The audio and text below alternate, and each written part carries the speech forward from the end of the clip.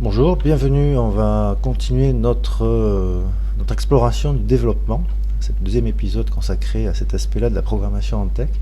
Bon, le développement, c'est quelque chose de central en programmation tech. On ne peut pas se lancer dans quelques programmations un peu non triviales que ce soit sans maîtriser le développement et sans savoir l'utiliser à bon escient.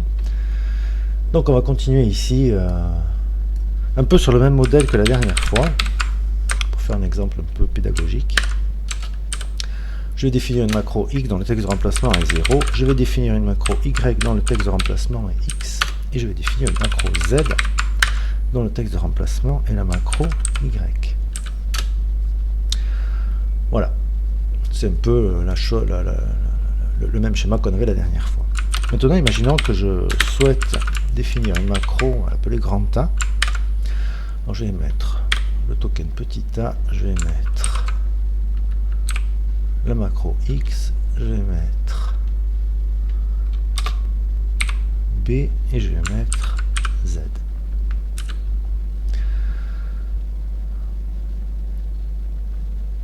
Alors défini par la primitive def, la macro grand A, son texte de remplacement, c'est ces tokens là, mais moi c'est pas ce que je veux.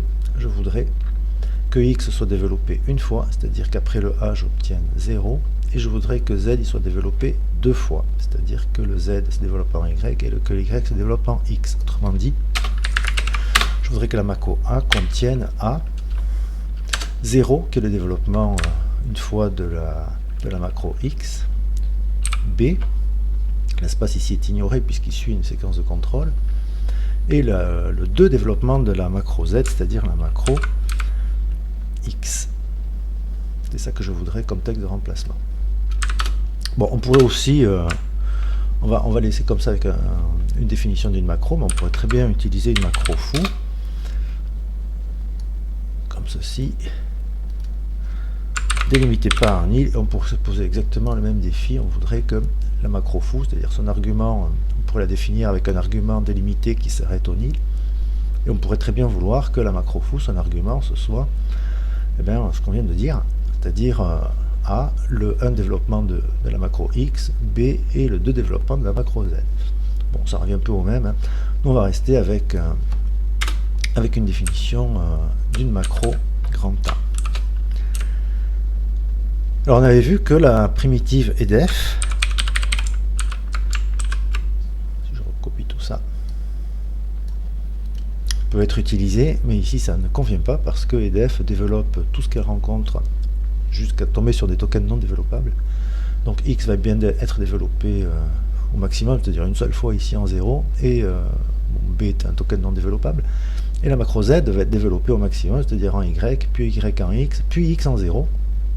Et si je définis la macro grand A comme ça et que je demande quelle est sa signification, eh bien je vais avoir A0, B0. Et moi, c'est pas ce que je veux A0, BX. Par ailleurs, un autre défaut qu'on n'a pas évoqué la dernière fois de la primitive edef, c'est que l'utiliser suppose que les tokens qui vont être développés ici, quel que soit leur développement, puisque ça va jusqu'au bout, eh bien, ce soit du texte développable. Alors ici, si j'avais mis par exemple, imaginons que dans la macro X, je mette...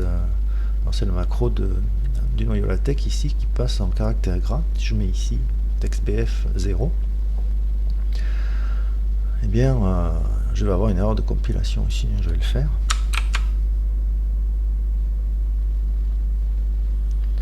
Bon, il y a toute une palanquée d'erreurs. Alors pourquoi il y a une erreur? Parce qu'en fait, la macro texte BF, à un moment ou à un autre, il y a une assignation qui est faite, une assignation de font, c'est-à-dire que quelque part dans le noyau LaTeX, j'ai la flemme d'aller regarder, bon, peu importe de toute façon, on a une assignation de font, c'est-à-dire qu'on va changer la fonte qui est en cours. Et toutes les assignations en tech ne sont pas développables, comme on l'a vu la dernière fois. Donc c'est pour ça que je ne peux pas mettre dans le texte de remplacement de la macro grand A quelque chose où je vais rencontrer un moment texte BF, parce qu'en développant texte BF, mais je tombe sur des choses non développables, c'est-à-dire des choses qui sont exécutées en interne, binairement par le programme tech. C'est un défaut de la primitive edef, c'est-à-dire que l'utiliser, il faut quand même faire attention à ce que j'ai ici, ce soit développable, on dit même purement développable, c'est-à-dire que au bout de X développement, j'obtiens des tokens non développables, souvent c'est des caractères. Alors nous avions vu également que la primitive expandAfter, elle, permet de contrôler beaucoup plus finement le développement des tokens, ici par exemple dans le texte de remplacement de la macro A. Alors on va essayer de l'utiliser pour effectuer la tâche que l'on s'est fixée, comme ça ça va nous faire un peu réviser ce qu'on a vu la dernière fois. Donc la technique, on l'a expliqué la dernière fois, c'est qu'on développe d'abord la macro la plus proche de la tête de lecture, c'est-à-dire ici on va développer de la gauche vers la droite. On va d'abord développer une fois la macro X, qui revient à mettre un expandAfter devant chaque token qui précède justement cette macro X.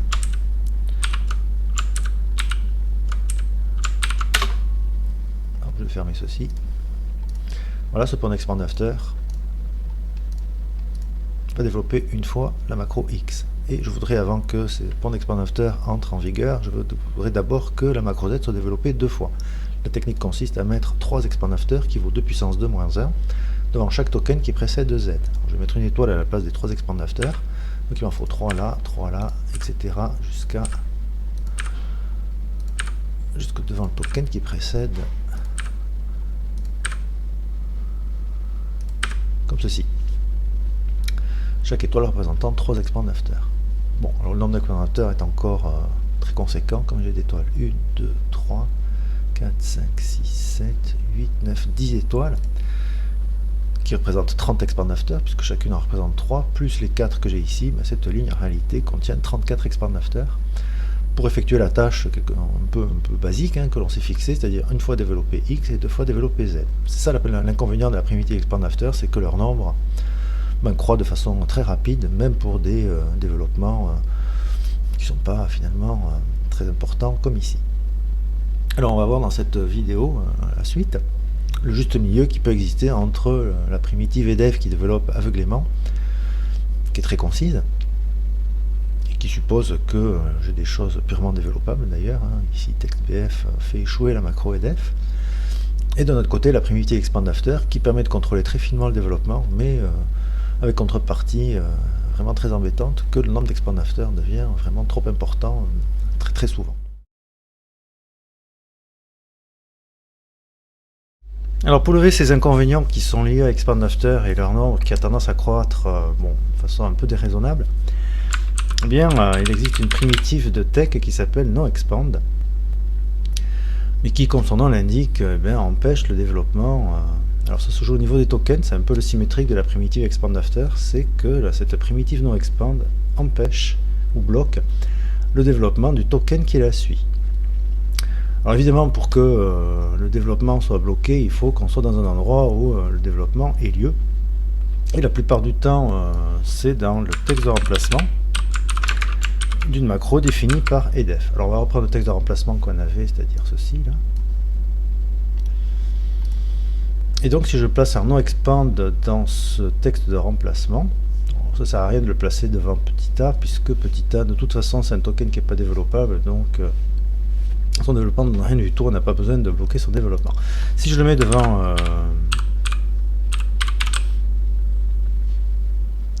la macro X, eh bien son développement va être bloqué. On va s'en assurer en compilant ceci et en allant voir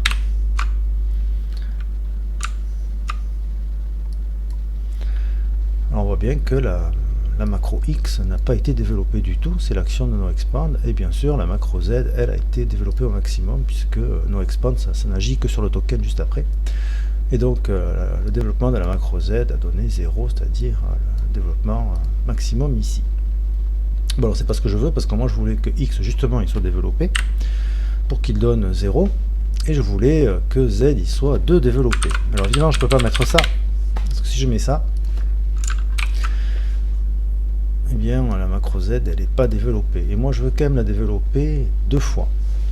Et c'est là que expandAfter va entrer en jeu, c'est-à-dire que si je mets expandAfter ici,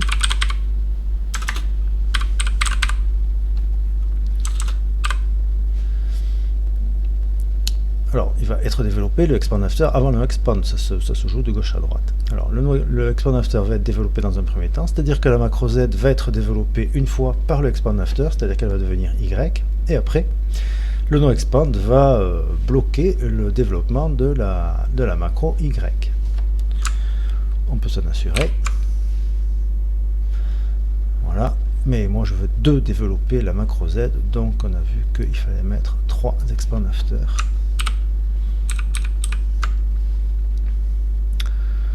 Est-ce qu'il y a moyen de... Voilà. Et donc, si je compile ceci, le pont d'expand after ici, celui-là développe celui-là qui développe une première fois Z. Après, on passe à l'expand after qui n'a pas été touché la première fois, qui n'a pas été développé. Il va développer le résidu du développement de la macro Z, c'est-à-dire la macro Y, en X. Et après, le non-expand, qui est ici, va bloquer le développement de X. Et donc, j'ai bien réussi avec l'action combinée de no-expand et un petit pont d'expand after, beaucoup moins important que celui qu'on avait vu avant, et bien de définir la macro grand A telle que je la voulais, c'est-à-dire en développant une fois X et 2 fois Z. Alors attention, j'ai pas développé, si j'ai développé une fois X, alors ici si j'avais mis texte BF ici,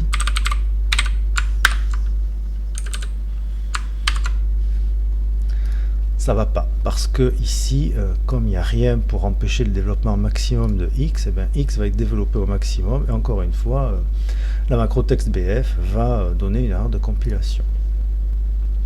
Si je veux développer qu'une seule fois X, eh bien, il faut que je mette un no expand devant, comme ceci, et un expand after ici, là.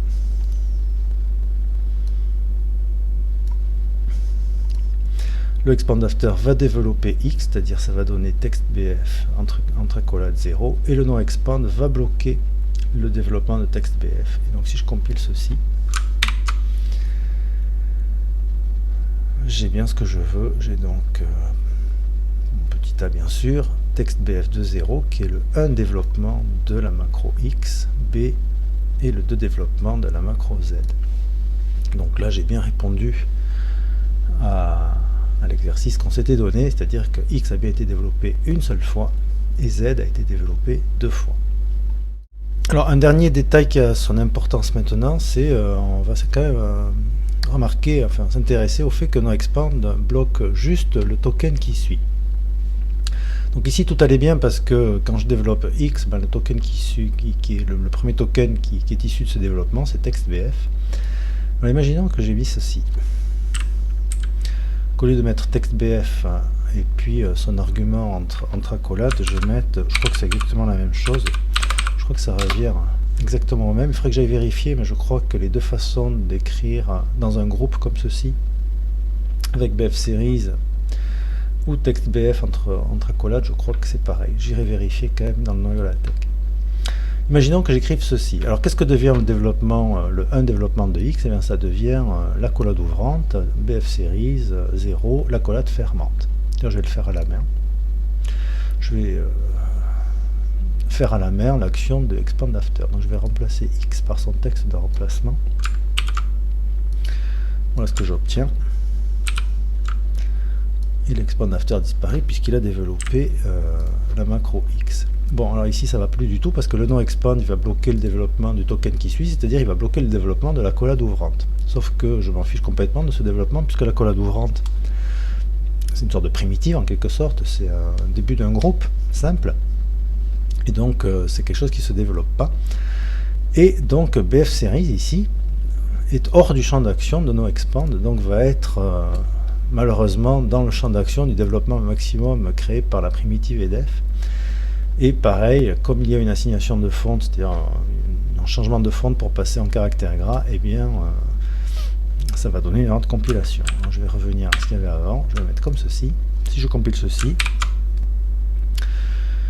j'ai une erreur de compilation du fait du développement maximum de la macro BF Series. Voilà, c'est quand même une limitation de no-expand, c'est-à-dire que ça joue au niveau des tokens. Pour que le code ait fonctionné, il aurait fallu que je mette un no-expand ici, là, comme ceci, pour bloquer, une fois que X a été développé, pour bloquer le développement de BF Series. Mais bon, la macro X, elle a été définie peut-être par l'utilisateur ou par quelqu'un d'autre, ou un package, ou Dieu sait quoi. Et c'est pas à l'utilisateur de prévoir ce qui va advenir de la macro X, donc c'est pas à lui du tout de placer des noExpand en vue éventuellement d'un développement maximum. Bien, alors poursuivons avec les registres de tokens maintenant. Alors avant de poursuivre, j'ai remis 0 dans le texte de remplacement de la macro X. On ne va pas pour l'instant s'embêter avec BF Series, etc. ou texte BF. Et donc je repars pareil au point où j'en étais quand j'ai commencé ici avec la méthode noExpand. Alors j'ai mis méthode noExpand, j'ai laissé le code qu'on avait obtenu, j'ai laissé meaning aussi pour voir. J'ai tracé une ligne horizontale comme ceci et j'ai mis méthode registre de token. On part donc de la définition originale et on va essayer de contrôler le développement de X et de Z. Alors pour ce faire, je vais définir un registre de token, je vais l'appeler XTOX. Et je vais définir un autre registre de token que je vais appeler ZTOX. Alors le registre de token XTOX, je vais dire que son contenu, ça va être la macro X, ce que je voulais. Et le registre de token ZTOX, je vais dire que son contenu, c'est la macro Z. Alors maintenant, on va placer ces registres de tokens là-dedans. On va essayer d'extraire leur contenu. Je rappelle que pour extraire le contenu d'un registre de token, on fait précéder le registre de token de la primitive the. Et je vais faire pareil ici. Je vais mettre the ZTOX.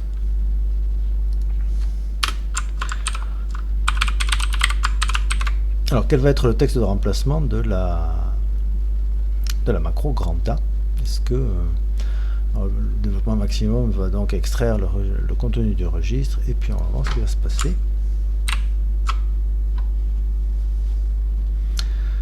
Et bien voilà, en fait, le développement maximum, c'est l'image mentale que je me suis faite en quelque sorte des registres de tokens. Sur un registre de tokens, le développement maximum, c'est juste extraire le contenu du registre. C'est tout. Et ne plus toucher, après avoir fait cette opération, ne plus toucher à ce qu'il a obtenu avec cette extraction. En quelque sorte, l'extraction, ça épuise en quelque sorte le développement maximum. Alors, il est arrivé là, et donc ce qui a été extrait est laissé tel quel derrière, sans être touché par le développement maximum. Ça ressemble un peu à noExpand, c'est un peu la même technique ici. Bon, moi ce que je veux, c'est pas ça, bien sûr, c'est je veux que la macro X elle soit développée une fois et que la macro Z elle soit développée deux fois. Alors comment s'y prendre? C'est au niveau des assignations des registres de tokens. Alors les registres de tokens, ils ont un petit secret que n'a pas l'assignation avec la primitive def, c'est qu'après le signe égal ici, et avant l'accolade qui contient le contenu du registre que je vais assigner, le signe égal d'ailleurs qui est totalement facultatif, je peux le mettre comme ça, c'est parfaitement valide. Entre le signe égal et l'accolade, eh bien, j'ai le droit de mettre des primitives de développement. Expand after. Si je mets un expand after ici, eh bien, avant que le contenu entre accolades soit rangé en mémoire dans le registre de token, dans le pointeur et xtox, eh bien, la macro X va être développée une fois par ce expand after. C'est-à-dire que l'expand after va sauter l'accolade ouvrante et va développer X. Et donc j'aurai bien un développement de X. Et pour de développer Z, eh bien, je vais mettre 3 expand after ici qui vont de développer Z avant que ce qui en résulte soit rangé dans le registre de token pointé par ZTOX. Et donc si je compile ceci, eh bien j'obtiens bien ici le 1 développement de la macro X et ici le 2 développement de la macro Z par ZTOX. Alors revenons un peu à notre BF Series de la dernière fois. Si j'avais mis BF Series 0 comme ça, je vais commenter tout ceci parce qu'ici ça va pas être content sinon. Voilà. Et bien c'est-à-dire que le contenu du registre de token ici, quand il va être extrait par la primitive the, eh bien, il va être laissé tel quel par le développement maximum, et donc si je compile ceci, je n'ai pas d'erreur de compilation. Et j'ai bien un macro grand A qui contient A, BF series entre accolades 0, B et de développement de la macro Z. C'est mieux qu'avec noExpand, parce que noExpand ça s'appliquait juste au token qui suivait. Avec les registres de tokens, c'est tout ce qui est dans l'accolade ici, après développement, ou même si j'avais carrément défini ici BF series 0, ça aurait marché pareil. C'est tout ce qui est entre accolades qui échappe en quelque sorte au développement maximum mis en place par la primitive EDF. Donc c'est quand même plus pratique quand on a plusieurs tokens dans un texte de remplacement ici. Et bien c'est plus pratique de se prémunir, de se mettre à l'abri du développement maximum.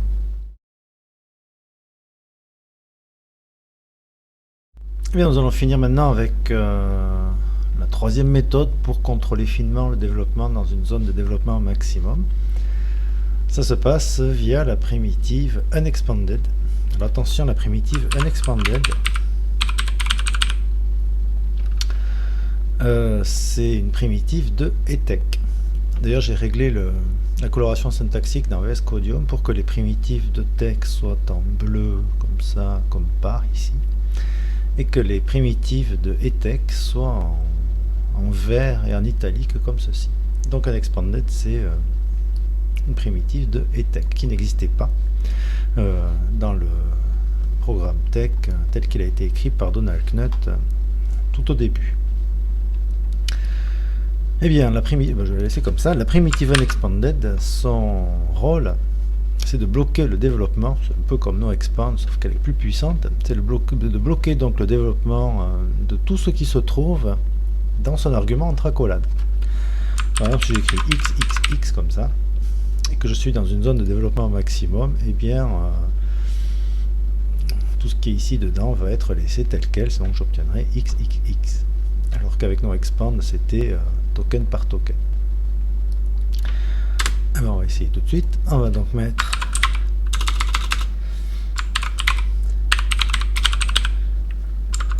unexpanded x entre accolades. Alors là par contre, cet espace devient vu, donc il faut que je l'enlève parce qu'il ne suit plus une séquence de contrôle. Et je vais mettre pareil unexpanded z comme ça.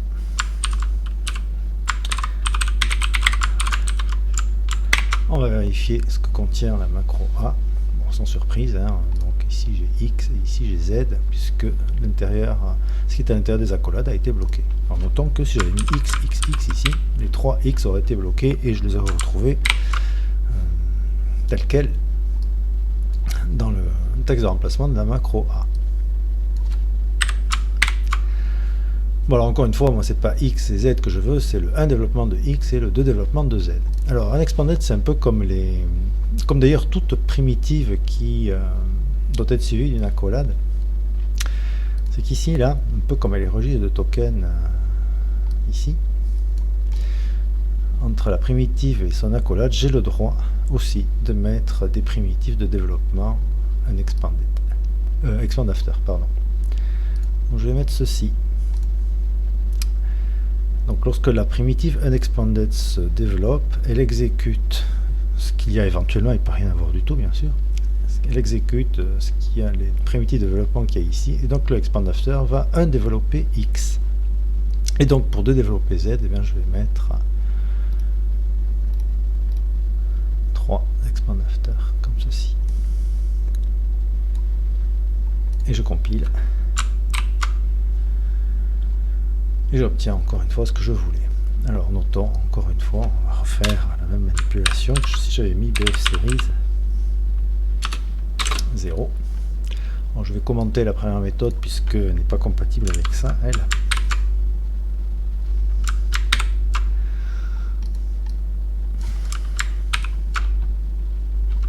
Je compile tout ça. Et là encore, on voit bien que unexpanded a bien joué son rôle, c'est-à-dire qu'à l'intérieur de l'accolade ici, puisque j'ai avec le 1 développement j'ai tout ça, et bien le développement de tout ça est bloqué et donc je le retrouve tel quel dans le texte de remplacement de la macro grand A. Bien voilà donc les trois méthodes dont nous disposons avec Tech et ETEC pour contrôler finement le développement dans une zone de développement maximum. La méthode NoExpand qui agit sur le token qui la suit simplement. La méthode des registres de tokens, qui a l'inconvénient de mobiliser autant de registres de tokens qu'il y a de zones dont on veut se protéger du développement maximum. Et puis en plus, dans le texte de remplacement de la macro grand A, j'ai pas explicitement X et Z, j'ai les registres de tokens qui les contiennent en fait. Et puis, à mon avis, la meilleure méthode, la plus puissante et la plus concise, la primitive unexpanded de ETEC, qui elle agit un peu comme NoExpand, sauf qu'elle protège du développement maximum tout ce qui se trouve dans son argument. Alors évidemment, c'est qu'un seul token, on peut utiliser NoExpand bien sûr, mais s'il y a plusieurs tokens, c'est la méthode qui est à préférer, c'est unexpanded. Et bien voilà, c'est tout pour cette fois-ci. Nous avons appris à contrôler le développement assez finement et faire ce que l'on voulait, c'est-à-dire développer autant de fois qu'on veut quelque chose dans le texte de remplacement d'une macro. A bientôt et merci d'avoir regardé cette vidéo.